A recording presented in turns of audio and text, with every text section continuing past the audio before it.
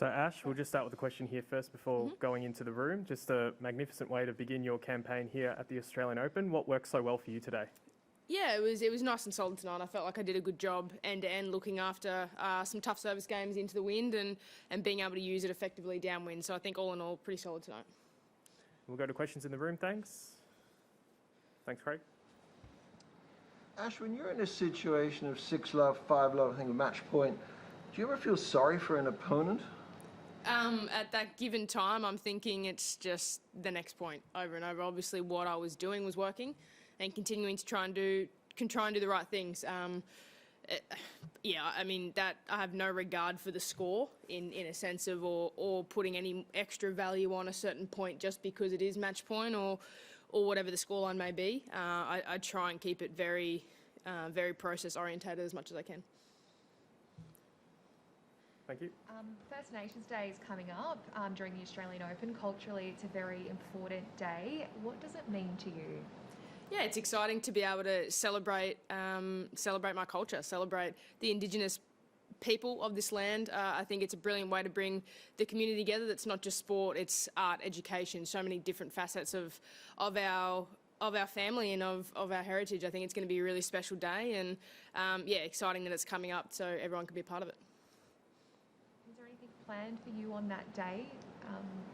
As far as I know, I'll be playing, so obviously I'll try and be involved if I can, but I'll definitely be keeping an eye on it. It's going to be a fantastic celebration of the Indigenous culture, of the First Nations people, and I can't wait to see how it is celebrated because I think it's going to be a beauty of a day. Thanks, Tamani. I'm curious, at what point in your career did things become process-orientated, as you said before? Like, was there ever a point in your career where you did have, I don't know, lapses in concentration where, I don't know, you could think ahead and think about winning and not point by point? Oh, you still have those distractions without a doubt, but I think it's important to be able to understand those distractions and then accept it and then move on pretty quickly and go back to what was working. So without a doubt, that's been a progression over my career. It's, you know, it's a reflection of the people that are around me and my team. We're very much on the same wavelength and on the same page, but I mean, I'm still a human being. You still look up and you still get involved in the feelings of what is happening in a match, but being able to reset and come back to doing the routines and doing the things at work has helped me in pretty good stead the last few years.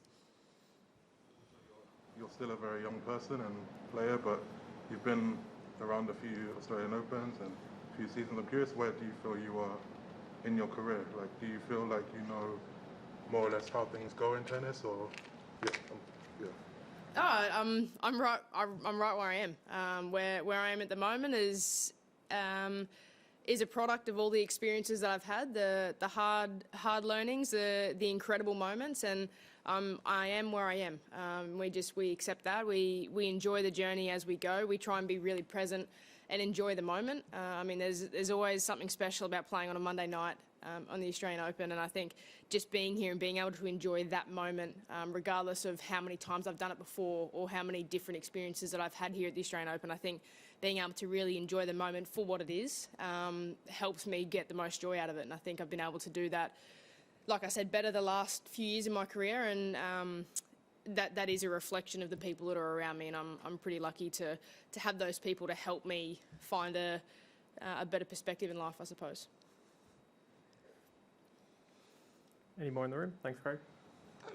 Sorry, just going back to the Indigenous cultural aspect, and I'm sure you've probably answered this before, but do you remember when the first time was that you actually realized those aspects of your life and your family, and what it was like? Was it like a light bulb going off, or what? Yeah, I do. I remember it was my eldest sister, Sarah, who started the curiosity, I suppose, from my point of view, and my other sister, Ali. From all three of us, we wanted to learn about our family tree, and Sarah would have been, must have been 10, 11, 12, so I would have been 5, 6 or 7, around that age where Sarah was beginning to learn and understand that we had this really special connection to the land, and then Dad sat us down and we kind of went through our family tree, and I think it was pretty amazing for us to realise and understand just how connected we are to this Australian land. And I think from that point, all three of us loved love the fact that we felt really special and we have this incredible heritage and this incredible connection to so many different people around the nation, a connection to our tribe. And I think that was a really cool learning for us to sit down as, us 3 girls and to genuinely be curious about our heritage. That was a really cool moment, and that was led by my older sister, Sarah. Any more in the room? We'll go to online questions, please. If you have an online question, could you use the raise your hand function now?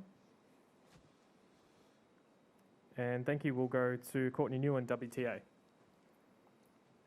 Hey Ash, great win. 41 consecutive service holds and 4th straight match you have not been broken. So do you recall a stretch that you've experienced anything similar in terms of how well you're getting through your service games right now? I don't know. I'm not one for stats at the best of times. But I think obviously the last kind of 5 or 6 matches, I felt like I found a really good rhythm on my service games, and I've been able to get out of some tricky ones and kind of serve my way out of some tricky spots and play some 30-all points well. Not fall too far behind in service games has been a massive part of my week in Adelaide and again tonight. I think I did a pretty good job of winning first and second points, and if I didn't, I was able to claw that back and not dig myself into a hole where I was fighting off 2 or 3 break points in a row. So I think being able to manage service games has been really good, but also not trying to overemphasise the fact that if I do get behind in games, it's a bad thing. You just have to try and do the best you can on that given point, and that's worked pretty well so far this year. And just do the butterflies of walking out on Laver, I mean, obviously you've done it a few times now in terms of your first match at Melbourne Park, but are they the same as they always are, or is there a comfort level at this point? Not that you're chilled out, but that you know what it feels like, and you manage it better now than maybe you would have before. Yeah, I mean, it never changes. I think I'm probably more relaxed before I walk out onto court, but once I do walk out there, it's for me always a little bit of a dry mouth, and it's exciting to know that we're warming up to play the Australian Open. You have to be able to enjoy these moments and certainly not take them for granted. So I think it's probably a little bit twofold. I'm quite relaxed before, and I know what I'm going to go out there and try and do. But once you do get out there, there's that 5 minutes for the warm up and kind of settling in before that first point's played. Always nice to settle those butterflies a little bit.